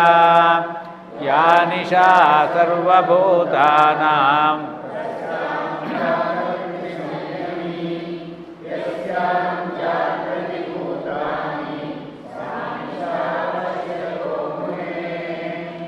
ಆಪೂರ್ಯಮಾಣಮಚಲಪ್ರತಿಷ್ಠಂ ಸಮುದ್ರಮಾಪಃ ಪ್ರವಿಶಂತಿ ಯದ್ವತ್ ತದ್ವತ್ ಕಾಮಾಯಂ ಪ್ರವಿಶಂತಿ ಸರ್ವೇ ಸ ಶಾಂತಿಮಾಪ್ನೋತಿ ನ ಕಾಮಕಾಮೀ. ವಿಹಾಯ ಕಾಮಾನ್ ಯಃ ಸರ್ವಾನ್ ಪುಮಾಂಶ್ಚರತಿ ನಿಸ್ಪೃಹಃ ನಿರ್ಮಮೋ ನಿರಹಂಕಾರಃ ಸ ಶಾಂತಿಮಧಿಗಚ್ಚತಿ. ಏಷಾ ಬ್ರಾಹ್ಮೀ ಸ್ಥಿತಿಃ ಪಾರ್ಥ ನೈನಾಂ ಪ್ರಾಪ್ಯ ವಿಮುಹ್ಯತಿ. ಸ್ಥಿತ್ವಾ ಸ್ಯಾಮಂತಕಾಲೇಪಿ ಬ್ರಹ್ಮನಿರ್ವಾಣಮೃಚ್ಛತಿ. ನಾಸ್ತಿ ಬುದ್ಧಿಃ ಅಯುಕ್ತಸ್ಯ ನ ಚ ಅಯುಕ್ತಸ್ಯ ಭಾವನಾ ನ ಚ ಅಭಾವಯತಃ ಶಾಂತಿಃ ಅಶಾಂತಸ್ಯ ಕುತಃ ಸುಖಂ. ಶಾಂತಿ ಮತ್ತು ಸುಖ ಇದೆರಡು ಪರಸ್ಪರ ಪೂರಕವಾಗಿ ಇರಬೇಕು. ಸುಖವಾಗಿ ಇದ್ದೇನೆ ಅಂತ ಹೇಳುವವನಿಗೆ ಶಾಂತಿ ಇರುತ್ತೆ ಅಂತ ಗ್ಯಾರಂಟಿ ಇಲ್ಲ. ಓಂ ಶಾಂತಿ ಶಾಂತಿ ಶಾಂತಿ ಅಂತ ಹೇಳುವವನು ಸುಖವಾಗಿರ್ತಾನೆ ಅಂತ ಗ್ಯಾರಂಟಿ ಇಲ್ಲ. ಯಾಂತ್ರಿಕವಾಗಿ ಹೇಳ್ತೀವಿ. ಆದ್ದರಿಂದ ಕೃಷ್ಣ ಇಲ್ಲಿ ಬಹಳ ಒಂದು ಹಿಂಟ್ ಕೊಡ್ತಾ ಇದ್ದಾನೆ ನಮಗೆ. ಅಯುಕ್ತಸ್ಯ ನ ಅಸ್ತಿ ಬುದ್ಧಿ. ಯುಕ್ತ ಅಯುಕ್ತ ಅಂತ ಎರಡು ಪದಗಳು. ಯುಕ್ತ ಅಂತ ಹೇಳಿದರೆ ಕೂಡಿರುವುದು, ಅಯುಕ್ತ ಅಂತ ಹೇಳಿದರೆ ಕೂಡಿಕೊಳ್ಳದೆ ಬಿಟ್ಟಿರುವುದು. ಯಾವುದರ ಜೊತೆಗೆ ಕೂಡಿರುವುದು? ಒಬ್ಬನೇ ಆದಂತಹ ಪರಮಾತ್ಮನ ಜೊತೆಯಲ್ಲಿ ಜೀವಾತ್ಮ ಕೂಡಿರುವುದು. ಮನಸ್ಸಿನಲ್ಲಿ ಇಂದ್ರಿಯಗಳೆಲ್ಲ ಮನಸ್ಸಿನೊಳಗೆ ಸೇರಿಕೊಂಡು ಆತ್ಮವಶ್ಯೈರ್ವಿಧೇಯಾತ್ಮ ಅಂತ ಹಿಂದಿನ ಶ್ಲೋಕದಲ್ಲಿ ಏನೆಲ್ಲ ಪಾಠ ಆಗಿದೆಯೋ ಆ ಪಾಠಕ್ಕೆ ಕೃಷ್ಣ ಇದನ್ನು ಸೇರಿಸ್ತಾ ಇದ್ದಾನೆ. ಆತ್ಮವಶ್ಯೈರ್ವಿಧೇಯಾತ್ಮ ಪ್ರಸಾದ ಮಧಿಗಚ್ಚತಿ. ಹಾಗಾಗಿ ಇಂದ್ರಿಯಗಳೆಲ್ಲ ಮನಸ್ಸಿನೊಳಗೆ ಸೇರಿಕೊಂಡು, ಮನಸ್ಸು ಬುದ್ಧಿ ಒಳಗೆ ಸೇರಿಕೊಂಡು, ಬುದ್ಧಿ ಸಂಪೂರ್ಣವಾಗಿ ಅವನಲ್ಲಿ ಮಗ್ನವಾಗಿರುವುದು. ಯೋಗಿಯಾದವನು ಹಾಗಿರ್ತಾನೆ. ಆದ್ದರಿಂದ ನ ಅಸ್ತಿ ಬುದ್ಧಿ ಅಯುಕ್ತಸ್ಯ. ಆ ರೀತಿಯಲ್ಲಿ ಇಲ್ಲದೇ ಇರುವವನಿಗೆ ಬುದ್ಧಿ ಸರಿಯಾದ ರೀತಿಯಲ್ಲಿ ಬುದ್ಧಿ ನ ಪ್ರತಿಷ್ಠಿತ ಬುದ್ಧಿ ಅವನಿಗೆ ಇರುವುದಿಲ್ಲ. ನಚ ಅಯುಕ್ತಸ್ಯ ಭಾವನ. ಅದೇ ರೀತಿ ಯುಕ್ತನಾಗದೇ ಇರುವವನಿಗೆ ಭಾವನೆಯೂ ಇರುವುದಿಲ್ಲ. ಇಲ್ಲಿ ಭಾವನೆ ಅಂತ ಹೇಳಿದ್ರೆ ಒಳಭಾವನೆ ಅಂತ ಹೇಳುವುದನ್ನು ಅಂತಃಕರಣದ ನೆಲೆಯಲ್ಲಿ ನಿಂತು ನೋಡಿದಾಗ ಭಾವನೆ ಎನ್ನುವ ಶಬ್ದಕ್ಕೆ ಧ್ಯಾನ ಅನ್ನುವ ಅರ್ಥವನ್ನು ಹೇಳ್ತಾರೆ. ಅಯುಕ್ತನಾಗಿದ್ದರೆ ಅವನಿಗೆ ಧ್ಯಾನ ಮಾಡಲಿಕ್ಕೆ ಸಾಧ್ಯವಿಲ್ಲ. ನೀವು ಧ್ಯಾನಕ್ಕೆ ಕುಳಿತುಕೊಂಡು ಕಣ್ಣನ್ನು ಮುಚ್ಚಿಕೊಂಡ್ರೆ ಯಾವುದೋ ಒಂದೇ ಆದಂತಹ ಶ್ರದ್ಧಾ ಕೇಂದ್ರದಲ್ಲೇ ನಿಮ್ಮ ಮನಸ್ಸಿರಬೇಕು. ಅದು ಭಾವನೆ. ಆ ಭಾವನೆ ಇಲ್ಲದೆ ಹೋದರೆ ಧ್ಯಾನಕ್ಕೇನು ಬೆಲೆ ಇಲ್ಲ. ಅದರಿಂದ ಧ್ಯಾನ ಮಾಡುವಾಗ ಯೋಗದಲ್ಲಿ ಹೇಳುವ ಪ್ರಕಾರ ಸಂಪೂರ್ಣವಾಗಿ ನಮ್ಮ ಆ ಅಂತಃಕರಣದ ಭಾವನೆಯನ್ನೆಲ್ಲ ಮನಸ್ಸನ್ನೆಲ್ಲ ಎರಡು ಹುಬ್ಬಿನ ಮಧ್ಯದಲ್ಲಿ ನಿಲ್ಲಿಸಿಕೊಳ್ಳಬೇಕು. ಆ ಮಧ್ಯದಲ್ಲಿ ನಿಲ್ಲಿಸಿಕೊಂಡ ಜಾಗದಲ್ಲಿ ನಮ್ಮ ಇಷ್ಟ ದೇವತೆಯ ಆ ಶ್ರದ್ಧಾ ಕೇಂದ್ರವಾದ ಮೂರ್ತಿಯನ್ನು ನಿಲ್ಲಿಸಿಕೊಳ್ಳಬೇಕು. ಆ ಮೂರ್ತಿಯಲ್ಲೇ ಮನಸ್ಸು ಇರಬೇಕು. ಆ ಮನಸ್ಸು ಅಲ್ಲೇ ಇರಬೇಕಾದರೆ ಸಾಧನೆಯ ಹಂತದಲ್ಲಿ ನಮಗೆ ಏನು ಅಜಪ ಅಂತ ಒಂದು ಮಾತುಂಟು, ಅಮನಸ್ಕನಾಗುವುದು ಅಂತ. ಆದರೆ ಆ ಮಟ್ಟಕ್ಕೆ ಹೋಗಲಿಕ್ಕೆ ಸಾಧ್ಯವಾಗದೇ ಇರುವುದರಿಂದ ಆ ಶ್ರದ್ಧಾ ಕೇಂದ್ರದಲ್ಲಿ ನಾವು ನಿಲ್ಲಿಸಿಕೊಂಡಂತಹ ಯಾವ ಇಷ್ಟ ದೇವತೆಯ ಮೂರ್ತಿ ಇದೆಯೋ ಆ ಮೂರ್ತಿಗೆ ಸಂಬಂಧಪಟ್ಟಂತಹ ಯಾವುದಾದರೂ ನಾಮಗಳನ್ನು ಹೇಳಿಕೊಳ್ತಾ ಇರಬೇಕು. ಅದು ಧ್ಯಾನದ ಪ್ರಾಥಮಿಕ ಹಂತ. ನಾವು ಎಷ್ಟು ಜನ ಅಷ್ಟು ಮಾಡ್ತೀವಿ? ಅಷ್ಟು ಮಾಡಲಿಕ್ಕೆ ಆಗೋದಿಲ್ಲ. ಅಷ್ಟು ಕೂಡ ಒಂದು 5 ನಿಮಿಷ ಕೂಡ ನಮಗೆ ಅಮನಸ್ಕರಾಗಿ ಧ್ಯಾನ ಮಾಡಲಿಕ್ಕೆ ಆಗೋದಿಲ್ಲ. ಹಾಗೆ ಮಾಡದೇ ಇರುವಾಗ ಅಲ್ಲಿ ಭಾವನೆ ಬರುವುದಿಲ್ಲ, ಧ್ಯಾನದ ಭಾವನೆ ಬರುವುದಿಲ್ಲ. ಹಾಗೆ ಅಯುಕ್ತಸ್ಯ ನ ಭಾವನ. ಅಯುಕ್ತನಾದವನಿಗೆ ಭಾವನೆಯೂ ಇಲ್ಲ. ನಚ ಅಭಾವಯತಃ ಶಾಂತಿ. ಸರಿಯಾದ ರೀತಿಯಲ್ಲಿ ಭಾವನೆಯನ್ನು ಬೆಳೆಸಿಕೊಳ್ಳದೇ ಇರುವವನಿಗೆ, ಭಾವನೆಯಲ್ಲಿ ನಿಲ್ಲದೇ ಇರುವವನಿಗೆ ಶಾಂತಿ ಎಲ್ಲಿಂದ ಬರ್ತದೆ? ಶಾಂತಿ ಬರೋಕ್ಕೆ ಸಾಧ್ಯವಿಲ್ಲ. ಆದ್ದರಿಂದ ಅಶಾಂತನಾದವನಿಗೆ ಸುಖ ಎಲ್ಲಿ ಬರ್ತದೆ? ಸಾಧ್ಯವಿಲ್ಲ. ಶಾಂತಮುಲೇಕ ಸೌಖ್ಯಮುಲೇದು. ತ್ಯಾಗರಾಜರು ಅದನ್ನೇ ಹೇಳಿರೋದು. ಆ ಶಾಂತಿ ಬರಬೇಕಾದರೆ ನಮ್ಮ ಭಾವನೆ ಯುಕ್ತವಾಗಿ ಇರಬೇಕು. ಭಾವನೆ ಮತ್ತು ಬುದ್ಧಿ ಎರಡು ಯುಕ್ತವಾಗಿ ಇದ್ದರೆ ಪರಮಾತ್ಮನಲ್ಲಿ ಆಗ ನಮಗೆ ಶಾಂತಿ ಸಿಗ್ತದೆ. ಆ ಶಾಂತಿ ಬಂದಾಗ ಸುಖ ಬರ್ತದೆ. ಸುಖ ಅನ್ನುವುದಕ್ಕೆ 2 ರೀತಿಯ ಅರ್ಥವನ್ನು ಹೇಳ್ತಾರೆ. ಖಾ ಅಂತ ಹೇಳಿದ್ರೆ ಖಾನಿ ಅನ್ನುವ ಪದ ಇದೆ. ಚಿಖಾನಿ ಅಂತ ಹೇಳಿದ್ರೆ ಇಂದ್ರಿಯಗಳು ಅಂತ ಹೇಳಿ. ಇಂದ್ರಿಯಗಳಿಂದ ನಾವು ಗ್ರಹಿಸುವ ಯಾವ ಸಂತೋಷ ಅಂತಿದೆಯೋ ಅದನ್ನು ಸುಖ ಅಂತ ಹೇಳಿ ಸಾಮಾನ್ಯರು ನಾವು ಯೋಚನೆ ಮಾಡ್ತೀವಿ. ಸಾಮಾನ್ಯ ಸಂಸಾರಿಗಳಿಗೆ ಅದೇ ನಿಜವಾದ ಸುಖ. ಇಂದ್ರಿಯಗಳು ಏನನ್ನೋ ಸ್ಪರ್ಶ ಮಾಡಿದಾಗ ಒಂದು ಸುಖ, ಏನನ್ನೋ ನೋಡಿದಾಗ ಒಂದು ಸುಖ, ಏನನ್ನೋ ಕೇಳಿದಾಗ ಒಂದು ಸುಖ, ಇನ್ನೇನನ್ನೋ ಜಿಹ್ವೆಯಲ್ಲಿ ಹಾಕಿಕೊಂಡಾಗ ಇನ್ನೊಂದು ಸುಖ. ಅದು ಖಾನಿ ಅನ್ನುವ ಪದದಿಂದ ಸುಖ ಅನ್ನುವ ವಿಚಾರ ಬಂದಿದೆ. ಇನ್ನೊಂದು ಆ ಇಂದ್ರಿಯಗಳನ್ನು ಮೀರಿರುವುದು. ಪ್ರತಿಯೊಬ್ಬರೂ ಕೂಡ ಇಂದ್ರಿಯಗಳಿಂದ ಸಿಕ್ಕುವಂತಹ ಆ ಸುಖಗಳಿಗೇ ಹಾತೊರಿತಾರೆ. ಆದ್ದರಿಂದ ಒಳಗಡೆಗೆ ಯಾರೂ ನೋಡುವುದಿಲ್ಲ. ಆದ್ದರಿಂದ ಒಳಗಡೆ ಇರುವ ಸುಖ ಯಾರಿಗೂ ಗೊತ್ತಾಗುವುದಿಲ್ಲ. ಅದು ಬೇಕು, ಇದು ಬೇಕು, ಮತ್ತೊಂದು ಬೇಕೆಂದು ಬೆದಕುತ್ತಿರುವುದು ಲೋಕ ಸೊಗದಿರುವ ನೆಲೆಸಿ ಹೊರಗೆ. ಆ ಸೊಗದ ಇರುವು ಹೊರಗಡೆ ಎಲ್ಲೋ ಇದೆ ಅಂತ ಹೇಳಿ ಅದು ಬೇಕು, ಇದು ಬೇಕು, ಮತ್ತೊಂದು ಬೇಕು, ಮಗದೊಂದು ಬೇಕು ಅಂತ ಹೇಳಿ ಹುಡುಕ್ತಾ ಇದೆ. ಅದು ಬೇಕು, ಇದು ಬೇಕು, ಮತ್ತೊಂದು ಬೇಕೆಂದು ಬೆದಕುತ್ತಿರುವುದು ಲೋಕ ಸೊಗದಿರವ ನೆಲೆಸಿ. ಹೃದಯ ಗುಹೆಯ ಸುಖ ಧ್ಯಾನದೂಟೆಯೇ ಸಾಕ್ಷಿ ನಿನಗೆ ಮುದಗಳ ಅಮಿತದ ನಿಧಿಗೆ. ಅಮಿತದ ನಿಧಿ ಅದು. ಆ ಮುದ ಅಂತ ಹೇಳಿದರೆ ಸಂತೋಷ, ಸಂತೋಷದ ಆಧಿಕ್ಯ ಆನಂದ, ಆನಂದದ ಆಧಿಕ್ಯ ಬ್ರಹ್ಮಾನಂದ. ಮೂರು ರೀತಿಯ ಆನಂದ ಅಂತ ಹೇಳ್ತಾರೆ. ಒಂದು ವಿಷಯಾನಂದ, ಇನ್ನೊಂದು ಭಜನಾನಂದ, ಮೂರನೇ ಇದೆ ಬ್ರಹ್ಮಾನಂದ. ನಾವು ವಿಷಯಾನಂದದಲ್ಲಿಯೇ ಇದ್ದು ಅದೇ ಸುಖ ಅಂತ ಹೇಳ್ಕೊಳ್ತೀವಿ. ಆದರೆ ವಿಷಯಾನಂದಕ್ಕಿಂತ ಹೊರತಾದ ಇಂದ್ರಿಯಗಳನ್ನೆಲ್ಲ ನಾವು ಅಂತಃಕರಣದಲ್ಲಿ ನಿಲ್ಲಿಸಿಕೊಂಡು ಭಗವಂತನ ಭಜನೆಯನ್ನು ಮಾಡಿದಾಗ ನಮಗೆ ಸಿಕ್ಕುವ ಆನಂದ ಇದೆಯಲ್ಲ, ಅದು ವಿಷಯಾನಂದಕ್ಕಿಂತ ಮೇಲ್ಮಟ್ಟದ್ದಲ್ವಾ? ಆ ಭಜನೆಯಲ್ಲಿ ತಲ್ಲೀನರಾಗುವವರು ಎಷ್ಟು ಜನ ಇದ್ದೀವಿ ನಾವು? ಖಂಡಿತವಾಗಿಯೂ ಭಜನೆಯಲ್ಲಿ ಆನಂದ ಸಿಗುತ್ತೆ. ಆ ಭಜನೆಯ ತುರಿಯ ಅವಸ್ಥೆಗೆ ಹೋದಾಗ ಅಲ್ಲಿ ಭಜನೆಯೂ ಬೇಕಾಗುವುದಿಲ್ಲ. ಯಾವ ಮಾತುಗಳಿಂದ ಅವನನ್ನು ಭಜನೆ ಮಾಡ್ತಾ ಇರ್ತೀವೋ ಅವನು ಮಾತಿಗೆ ಸಿಲುಕದವನಾಗಿ ನಮ್ಮ ಅಂತಃಕರಣದಲ್ಲಿ ನಿಲ್ಲುವಂತಹ ಹಂತಕ್ಕೆ ನಾವು ಹೋದಾಗ ಅದು ಬ್ರಹ್ಮಾನಂದ. ಅದನ್ನೇ ಎಕ್ಸ್ಟೆಸಿ ಅಂತ ಹೇಳ್ತಾರಲ್ವ. ಆದ್ದರಿಂದ ಈ ಮೂರು ಹಂತದಲ್ಲಿ ನಾವು ಹೋಗಬೇಕು. ಆ ಮೂರನೆಯ ಹಂತ ಇದೆಯಲ್ಲ, ಅದು ನಿಜವಾದ ಸುಖ. ಅಶಾಂತನಾದವನಿಗೆ ಅಂತಹ ಸುಖ ಎಲ್ಲಿ ಸಿಗುತ್ತೆ? ಅಶಾಂತನಾದವನಿಗೆ ಭಜನೆಯ ಆನಂದವೂ ಸಿಕ್ಕುವುದಿಲ್ಲ. ಅವನು ಭಜನೆಯಲ್ಲಿ ಕೂತಿರ್ತಾನೆ, ಅವನ ಮನಸ್ಸು ಅಲ್ಲೆಲ್ಲೋ ಬಿಗ್ ಬಜಾರ್ನಲ್ಲೋ ಅಥವಾ ಸ್ಟಾರ್ ಮಾರ್ಕೆಟ್ನಲ್ಲೋ ಇರುತ್ತೆ, ಆ ರೀತಿಯಲ್ಲಿ. ಆದ್ದರಿಂದ ಈ ಸುಖ ಅಂತ ಹೇಳುವುದು ಒಂದು ರಿಲೇಟಿವ್ ಆದಂತಹ ಒಂದು ಟರ್ಮ್ ಅಂತ, ಪದ ಅಂತ ಹೇಳ್ತಾರೆ. ಅದು ನಮಗೆ ಆ ಸ್ಟೇಟ್ ಆಫ್ ಮೈಂಡಿಗೆ ಹೋಗುವುದಕ್ಕೆ ನಾವು ಮೊದಲು ನಮ್ಮ ಬುದ್ಧಿ ಮತ್ತು ಭಾವನೆಯನ್ನು ಹದಗೊಳಿಸಿಕೊಳ್ಳಬೇಕು. ಆ ಬುದ್ಧಿ ಭಾವನೆಯನ್ನು ಯುಕ್ತವನ್ನಾಗಿ ಮಾಡಿಕೊಂಡಾಗ ಅಲ್ಲಿ ಶಾಂತಿ ನಿಲ್ಲುತ್ತದೆ. ಶಾಂತನಾದವನಿಗೆ ಸುಖ ತಾನೇ ತಾನಾಗಿ, ಶಾಂತಿ ಮತ್ತು ಸುಖ, ಸುಖ ಅಂತ ಹೇಳೋದು ಕೊನೆಯ ಹಂತದಲ್ಲಿ ಶಾಂತಿ ಮತ್ತು ಸುಖ ಎರಡೂ ಒಂದೇಯ. ಆದ್ದರಿಂದ ನಚ ಅಭಾವಯತಃ ಶಾಂತಿ. ಆ ಭಾವನೆಯನ್ನು ಮತ್ತು ಬುದ್ಧಿಯನ್ನು ಯುಕ್ತವನ್ನಾಗಿ ಮಾಡಿಕೊಳ್ಳದೇ ಇರುವವನಿಗೆ ಶಾಂತಿ ಇಲ್ಲ. ಹಾಗೆ ಶಾಂತಿ ಇಲ್ಲದವನಿಗೆ ಸುಖವಿಲ್ಲ ಅರ್ಜುನ ಅಂತ ಹೇಳ್ತಾ ಇದ್ದಾನೆ. 67ನೇ ಶ್ಲೋಕದಲ್ಲಿ ಹೇಳ್ತಾನೆ ಕೃಷ್ಣ, ಇಂದ್ರಿಯಾಣಾಂ ಹಿ ಚರತಾಂ ಯನ್ ಮನಃ ಅನುವಿಧೀಯತೆ ತದಸ್ಯ ಹರತಿ ಪ್ರಜ್ಞಾಂ ವಾಯು ನಾವಮಿಮಾಂಭಸಿ. ನೀರಿನಲ್ಲಿ ಚಲಿಸುವ ನಾವೆ, ವಾಯು ನಾವಮಿವ ಅಂಭಸಿ. ಒಂದು ನಾವೆ ನೀರಿನಲ್ಲಿ ಹೋಗ್ತಾ ಇದೆ, ಸಮುದ್ರದಲ್ಲೋ ಅಥವಾ ನದಿಯಲ್ಲೋ. ಗಾಳಿ ಬರುತ್ತೆ, ಗಾಳಿ ಯಾವ ಕಡೆ ಜೋರಾಗಿ ಬೀಸುತ್ತೋ ಆ ಕಡೆ ಹೋಗ್ತಾ ಇರುತ್ತೆ ನಾವೆ.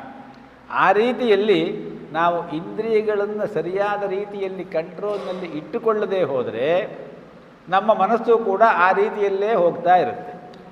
ನೀರಿನಲ್ಲಿ ಚಲಿಸುವ ನಾವೆಯನ್ನು ಹೇಗೆ ಗಾಳಿ ತನಗೆ ಎತ್ತಬೇಕೋ ಅತ್ತ ಅಪಹರಿಸಿಕೊಂಡು ಹೋಗ್ತದಲ್ಲ, ಹಾಗೆಯೇ ವಿಷಯಗಳಲ್ಲಿ ಇಂದ್ರಿಯಾಣಾಂ ಹಿ ಚರತಾಂ, ವಿಷಯಗಳಲ್ಲಿ ಚರಿಸುತ್ತಿರುವ ಆ ಇಂದ್ರಿಯಗಳಲ್ಲಿರುವ ಮನಸ್ಸು ಯಾವ ಯಾವ ಇಂದ್ರಿಯದ ಜೊತೆಯಲ್ಲಿ ಎನ್ ಮನಃ ಅನುವಿಧೀಯತೆ, ಯಾವ ಇಂದ್ರಿಯಗಳ ಜೊತೆಯಲ್ಲಿ ನಮ್ಮ ಮನಸ್ಸು ಇರ್ತದೋ ಅದರಲ್ಲಿಯೇ ಆ ಮನಸ್ಸು ಮಗ್ನವಾಗಿ ಇರ್ತದೆ.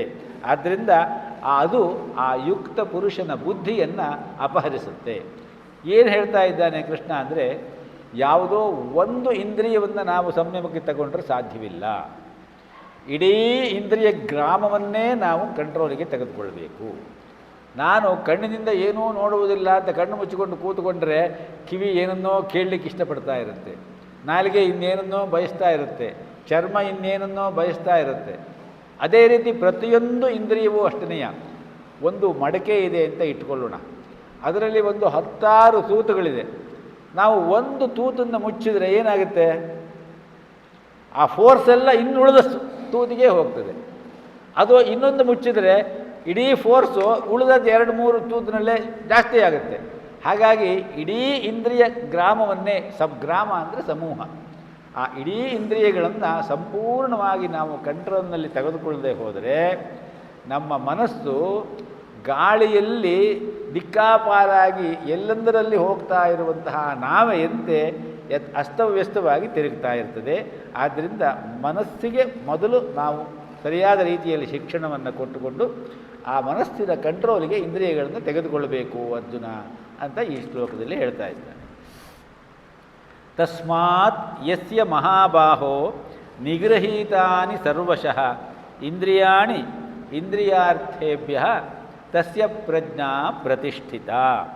ಅವನ ಪ್ರಜ್ಞೆ ಪ್ರತಿಷ್ಠಿತವಾಗಿರ್ತದೆ. ಯಾರ ಪ್ರಜ್ಞೆ? ಸ್ಥಿತಪ್ರಜ್ಞನ ಲಕ್ಷಣದ ಕೊನೆಯ ಮಾತಾಗಿ ಬರ್ತದೆ ಇದೆರಡು ಶ್ಲೋಕ. ಆದ್ದರಿಂದ ತಸ್ಮಾತ್, ಆದ್ದರಿಂದ ಹೇ ಮಹಾಬಾಹೋ ಅರ್ಜುನ, ಯಾವ ಪುರುಷನ ಇಂದ್ರಿಯಗಳು, ಯಸ್ಯ ಇಂದ್ರಿಯಾಣಿ, ಯಾವ ಪುರುಷನ ಇಂದ್ರಿಯಗಳು, ಇಂದ್ರಿಯಾರ್ಥೇಭ್ಯ ಇಂದ್ರಿಯಗಳ ವಿಷಯಗಳಿಂದ ಎಲ್ಲ ಪ್ರಕಾರವಾಗಿ ನಿಗೃಹೀತಾನಿ ಸರ್ವಶಃ ಎಲ್ಲ ರೀತಿಯಲ್ಲಿಯೂ ಕೂಡ ನಿಗ್ರಹಿಸಲ್ಪಟ್ಟಿವೆಯೋ ಅವನ ಬುದ್ಧಿ ಸ್ಥಿರವಾಗಿರ್ತದೆ. ಒಂದು ಇಂದ್ರಿಯವನ್ನು ಕಂಟ್ರೋಲ್ ಮಾಡೋದ್ರಿಂದ ಪ್ರಯೋಜನ ಇಲ್ಲ ಅಂತ ಹಿಂದಿನ ಶ್ಲೋಕದಲ್ಲಿ ಹೇಳಿದವನು, ಎಲ್ಲ ಇಂದ್ರಿಯಗಳನ್ನು ತನ್ನ ಕಂಟ್ರೋಲ್ನಲ್ಲಿ ಯಾರು ಇಟ್ಟುಕೊಂಡಿರ್ತಾರೋ ಅವನ ಬುದ್ಧಿ ಸ್ಥಿರವಾಗಿ ನಿಲ್ತದೆ. ಆದ್ದರಿಂದ ಇಂದ್ರಿಯಗಳನ್ನೆಲ್ಲ ನಾವು ಮೊದಲು ಕಂಟ್ರೋಲ್ಗೆ ತೆಗೆದುಕೊಳ್ಳಬೇಕು ಅಂತ ಹೇಳಿ 60ನೆಯ ಶ್ಲೋಕದಿಂದ ಶುರು ಮಾಡಿದಂತಹ ಇಂದ್ರಿಯಗಳ ವಿಚಾರವನ್ನು 68ನೆಯ ಶ್ಲೋಕದಲ್ಲಿ ಈ ಶ್ಲೋಕದೊಂದಿಗೆ ಮುಗಿಸ್ತಾನೆ. ಮುಂದಿನ ಶ್ಲೋಕ,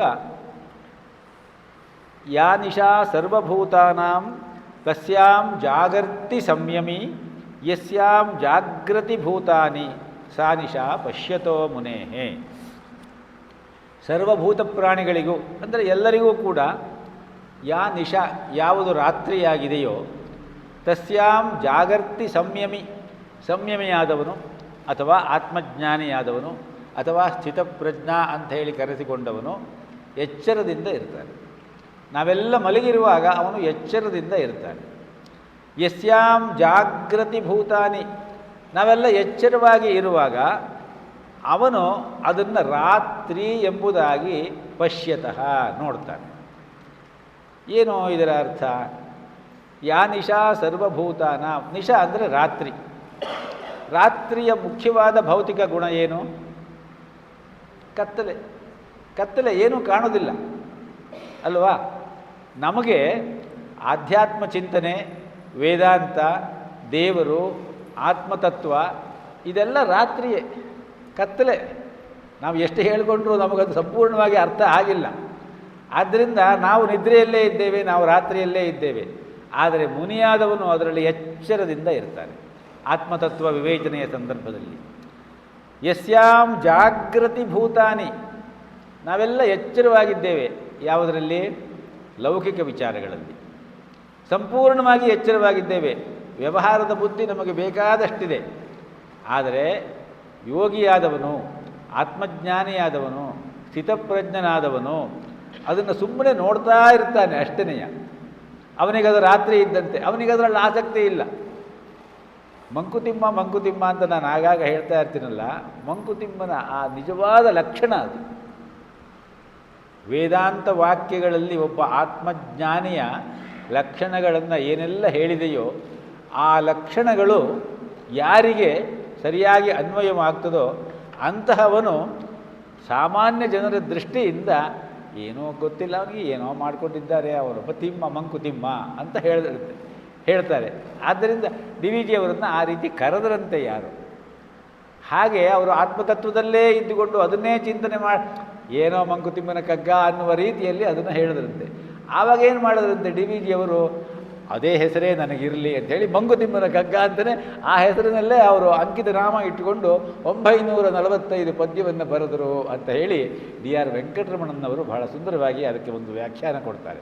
ಆ ರೀತಿಯಲ್ಲಿ ವೇದಾಂತ ಗ್ರಂಥಗಳಲ್ಲಿ ಸಾಮಾನ್ಯವಾಗಿ ಜ್ಞಾನಿಯಾದವನ ಲಕ್ಷಣಗಳನ್ನು ಏನೆಲ್ಲ ಹೇಳಿದೆಯೋ ಅದು ನಮ್ಮಂಥವರಿಗೆ ಅರ್ಥ ಆಗದೇ ಇರುವಂತಹ ವಿಚಾರ. ನಾವು ಆ ವಿಚಾರದಲ್ಲಿ ಸರ್ವಭೂತಾನಿ ನಿಶಾತ, ಅದು ಕತ್ತಲೆ, ನಮಗದು ಗೊತ್ತಿಲ್ಲ. ಆದರೆ ನಿಜವಾದ ಜ್ಞಾನಿಯಾದವನು ಅದರಲ್ಲಿ ಎಚ್ಚರದಿಂದ ಇರ್ತಾನೆ. ನಮಗೆ ಈ ಲೌಕಿಕ ವ್ಯವಹಾರಗಳು ಯಾವಾಗಲೂ ನಾವು ಎಚ್ಚರವಾಗಿ ಇರ್ತೀವಿ. ಇದರ ವಿಚಾರದಲ್ಲಿ ಆ ಮುನಿಯಾದವನು ನೋಡದಂಗೆ ನೋಡಿಕೊಂಡು ಅವನಿಗೇನು ಸಂಬಂಧ ಇಲ್ಲ ಅನ್ನುವ ರೀತಿಯಲ್ಲಿ ಇರ್ತಾನೆ. ಯಾ ನಿಶಾ ಸರ್ವಭೂತಾನಿ ತಸ್ಯಾಂ ಜಾಗರ್ತಿ ಸಂಯಮಿ ಯಸ್ಯಾಂ ಜಾಗೃತಿ ಭೂತಾನಿ ಸಾ ನಿಶಾ ಪಶ್ಯತೋ ಮುನೇಹೆ ಅಂತ ಹೇಳಿ 69ನೇ ಶ್ಲೋಕದಲ್ಲಿ ಜ್ಞಾನಿಯಾದವನ ಒಂದು ಲಕ್ಷಣವನ್ನು ಹೇಳ್ತಾನೆ. ಇನ್ನು 2 ಶ್ಲೋಕಗಳಿದೆ. ಟೈಮ್ ಆಯಿತು, ಹೇಳಲಿಕ್ಕಾಗೋದಿಲ್ಲ. ಒಂದು 15 ನಿಮಿಷನಾದರೂ ಆಗ್ತದೆ. ಆದ್ದರಿಂದ ಮುಂದಿನ ಕ್ಲಾಸ್ನಲ್ಲಿ ಆ 2 ಶ್ಲೋಕಗಳನ್ನು ಹೇಳಿಕೊಳ್ಳೋಣ. ಆಗ್ಬೋದಲ್ವಾ?